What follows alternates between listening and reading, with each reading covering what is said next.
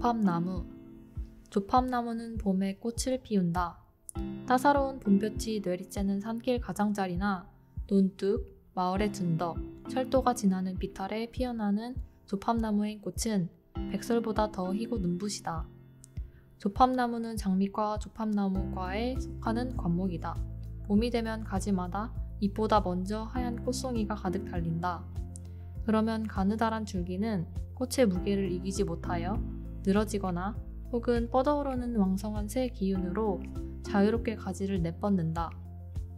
이 줄기에 대여섯 송이의 작은 꽃이 우산 모양으로 달리고 그렇게 줄기 끝까지 이어져 마치 흰 꽃 방망이가 된 듯하다. 작은 꽃들은 5장의 꽃잎과 노란 수술이 자그마하게 돋보인다. 잎은 꽃이 지기 시작하면서 돋아난다. 여느 잎새처럼 가장자리에 작은 톱니를 가진 평범한 타원형의 잎들은 싱그러운 모습으로 한여름을 나고 난다. 그리고 갈색의 작은 사과를 열매로 맺는다. 사실 이 조팝나무는 지은이와도 인연이 깊은 나무이다.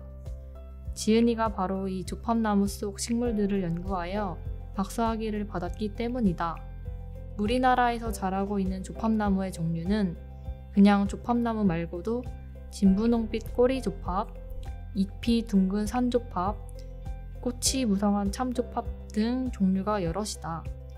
이러한 조팝나무류는 지역마다 모양이 다양하고 변이도 심하여 1914년 나카이 박사가 발표한 이래 총 29종류나 언급된 바 있지만 지은이는 형태적인 특성과 플라보노이드라는 화학성분을 이용하여 분석한 결과 15종류로 정리해 놓았다.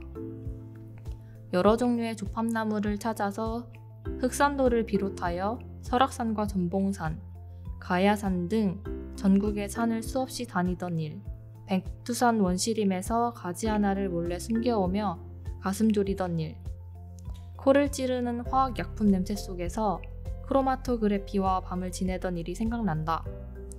학위 논문의 대상을 조팝나무로 삼았던 것은 조팝나무의 무한한 개발 가능성이 눈앞에 보이는데 벚나무류처럼 우리나라의 조팝나무들이 제대로 정립되기도 전에 서양의 품종들이 이 땅에 들어와 사방으로 퍼져나갈 것이 염려되었기 때문이다.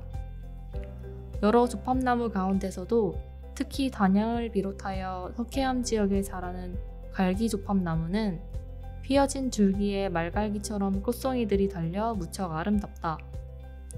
이 나무는 1917년 윌슨이라는 사람이 금강산에서 채집하여 외국에 소개하였고 누구나 갈기 조팝나무가 100개 가까이 되는 세계의 조팝나무 가운데 최고라고 하는데 우리나라는 개발은커녕 그런 나무가 있는지조차 모르고 있는 실정이다. 답답한 일은 또 있다. 우리나라에는 곱고 풍성한 연분홍 꽃을 가진 좀조팝나무가 있는데 구태여 일본 조팝나무를 가져와 심고 있고 꽃시장에는 우리의 인가목 조팝이나 산 조팝나무를 두고 중국의 공조팝이나 서양의 반호태 조팝이 주류를 이루고 팔려나가고 있으니 말이다. 이러한 조팝나무는 모두 조팝나무 속에 포함된다. 조팝나무 속의 학명이 스피라야인데 이 말은 그리스어로 나선 또는 화환이라는 뜻의 스페이라에서 유래되었다.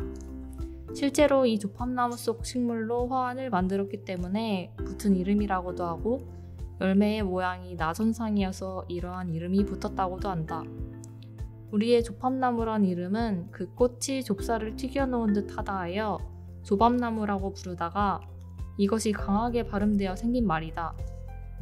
중국에서는 수선국이라고 부르며 생양명으로 상산 또는 목상산이라고 하기도 한다. 조팝나무를 수선국이라고 부르게 된 데는 슬픈 사연이 하나 있다. 옛날 어느 마을에 수선이라는 효성이 지극한 소녀가 아버지를 모시고 살고 있었다. 그러던 어느 날 나라에 전쟁이 일어나 아버지는 징집되어 나가게 되었다. 아버지는 전쟁터에 나가 오래도록 돌아오지 않았고 적국의 포로가 되었다는 소문이 들려왔다. 기다리다 못한 수선은 아버지를 찾아 나서기로 결심하였고 남자로 변장하고 적국으로 가서는 갖은 고생 끝에 감옥을 지키는 옥리가 되었다. 그러나 막상 포로를 가두어 두는 옥에서 아버지를 찾을 길이 없었다. 수소문하여 보니 아버지는 포로로 잡혔다가 얼마 전 옥에서 돌아가셨다는 것이다. 슬픔이 복받친 수선은 그 자리에 주저앉아 아버지를 부르며 울었고 이 때문에 모두 수선이 적국의 사람임을 알게 되었다.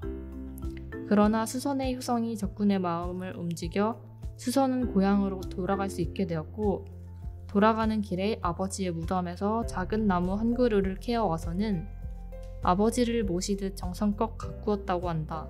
이 나무는 이듬해 아름다운 꽃을 피웠고 사람들은 이 꽃을 가리켜 수선국이라고 부르게 되었다고 한다.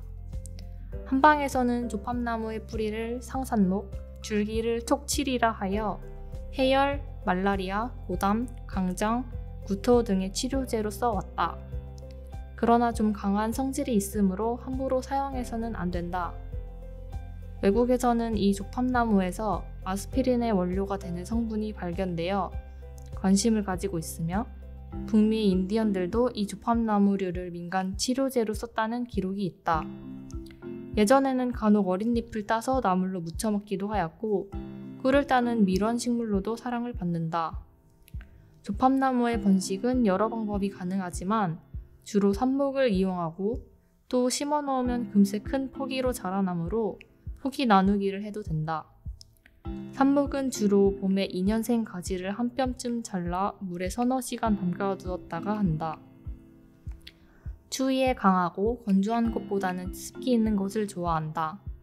꽃은 2년생 가지에 달리므로 전정은 일단 꽃이 핀 다음 하는 것이 좋다. 이렇게 만들어 놓은 조팝나무로 풍성한 생 울타리나 도로에 축대를 덮으면 흰 구름이 덮인 듯 보기 좋다.